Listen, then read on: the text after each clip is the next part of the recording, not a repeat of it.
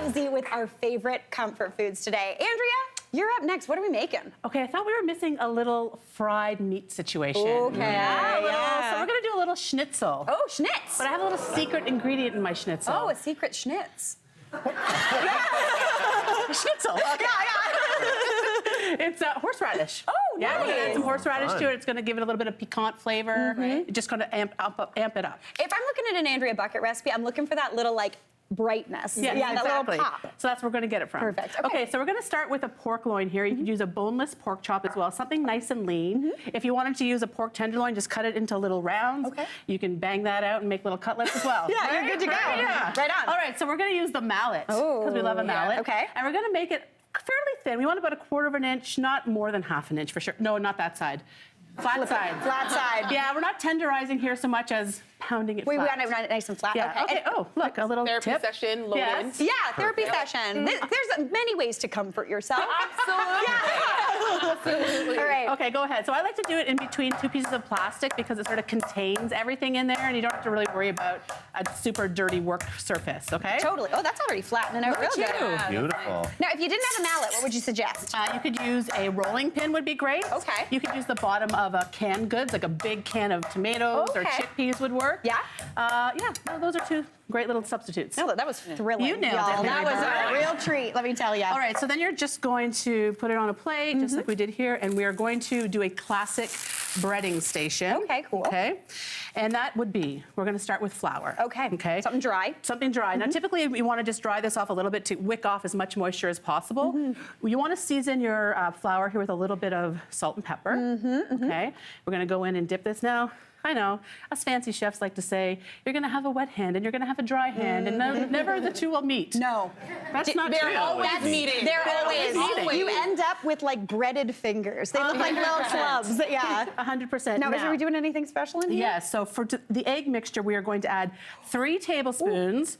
I think it's already in there, though, Mary. Oh, okay. Well, Andrea's ahead of the game. Yeah. We just wanted to show you a simple prepared horseradish there into the eggs, and that'll add a little bit of flavor to these delicious schnitzels. I here. love that. Yeah. Sometimes the egg is just used as kind of the food glue, but adding the flavor in there, real good idea. I'm all about the flavor. Yeah, food glue.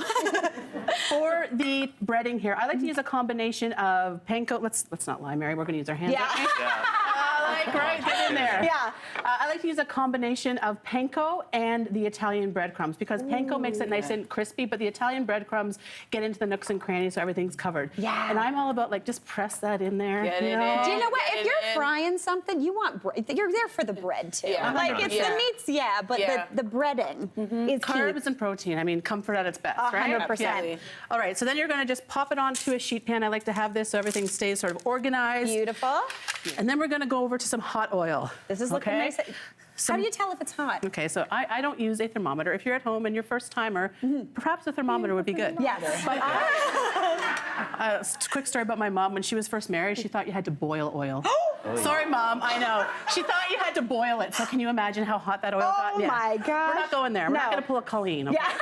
All right, so I like to use a wooden spoon and just pop it in there. And this is almost there, but We're what you'll seeing see, there you go. See the bubbles up around the outside Yeah. of Seen the... that Yeah, before. you know it's nice and ready. Yeah, that's beautiful. All right, so we're gonna go ahead with our schnitzel. Nice. Another tip is if it's your first time, always we're gonna put it away from us. Yeah, lay it away from you Lay because it that away last from you. little splasher can really get you. Ruin a good 100%. shirt. Oh, it ruined a good pair of pants too. Yeah. And also, guys, we're frying here. We're not talking a teaspoon of canola oil. No. We're talking canola oil in there. Yes. Yeah. You know? Yeah. Ode to our people in the prairies Yes. that grow our canola oil, right? Yes. Yeah. So there we go. Beautiful. So you're gonna let that go just a couple minutes per side. This is nice and thin, so it doesn't really have to cook that long, but you want a nice brown exterior and you're gonna get a gorgeous tender interior. That's beautiful. You can even start seeing the golden brown happening look. a little bit. This oil was at a good temp, guys. See, you can see that little golden we pick brown it up just a little bit? sneaking around this. Oh, baby. Oh my gosh, Andrea Bucket, that's looking great. So we're gonna let that cook off? We're gonna let that cook off, Okay. and if you wanna keep them warm, you can just put them back onto a clean baking sheet, pop it in the oven at 300 degrees, and keep it until you're ready to serve the rest of your meal. So this is what it looks like when it's all brown and crisp up, right? Yeah. I think it's just missing a little topping. It needs like a little creamy pickly. Something to lighten it up or something to like comfy it up? I think a little bit of both. Okay, cool. I like that. Because we use in mayonnaise. Oh, my fave. I love a mayonnaise. Okay. So we're gonna do a lemon pickle mayo to put on top. Not unlike, you know, a what's it called when you put fish and Tartar chips? sauce. Tartar sauce. Nailed it. Tartar Yeah. sauce, yeah. So we're gonna use a little bit of mayonnaise here. We're gonna go ahead with some zest of a lemon. I always like to use the outside of that because if you're using the juice, you should be using. You should be using the zest, right? Yeah. They're just throwing money away. Exactly. Yeah. A little bit of lemon juice to really add that nice acidity. Nice. Some chopped pickles. Now, I have about 5 different varieties of pickles in my fridge. So Nice. you do you. You have garlic dills, you got spicy dills, you got Cornichon. cornichon. Oh, we're fancy. Yeah, use what you have. Yeah, use what you have. So we're gonna pop that in there. And last but not least, I always like a little hit of something fresh. We're gonna go with some parsley. Beautiful. Yeah. Oh my gosh, this smells so good. Yeah. Oh, Andrea, this sauce is. I would eat this on anything. With a spoon. I mean, Yeah. how about some of those chips? Oh, those chips. We've only saved those chips. That'd be a dream. Yeah. But you wouldn't let me keep any for myself. I right? know. I was watching. Yeah, Tanisha had her eye on you. Yeah. All right, so that's the topper. Beautiful. Okay. Now I thought we needed a little bit of a side, and I'm a sucker for veg. I love veggies. And I know we're doing comfort, so we're gonna do a braised purple cabbage with apples and onions and brown sugar. Beautiful. Yes, so we're gonna start in a heavy bottom pot here. Okay. And we have a little bit of butter in there because, Tanisha, Butter make it taste.